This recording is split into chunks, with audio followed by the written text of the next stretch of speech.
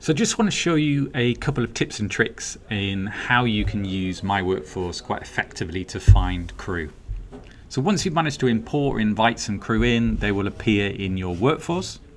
If you just need to find a specific person really quickly, just obviously search up their name, and that's going to pull up their results. You can then easily click in onto their profile. It's going to show their pictures, any additional pictures they've added to their gallery. It's got their obviously birth date, location, work history, roles they're interested in doing for your agency, skills they may have, and anything they've verified, uploading sort of supporting documents.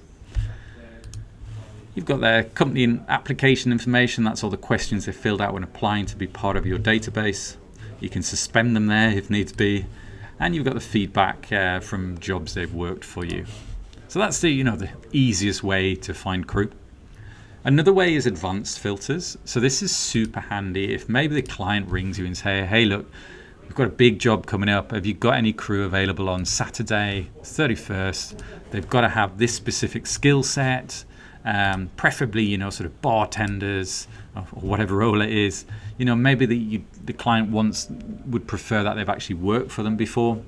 And also, maybe you just want to very quickly see, who have we got actually within 200 kilometers of London or a specific address.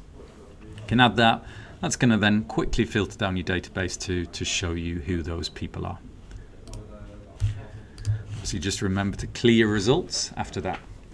And then actually within the table, there is ways you can filter the table. So the obvious being, alphabetically, just by clicking the little arrow there.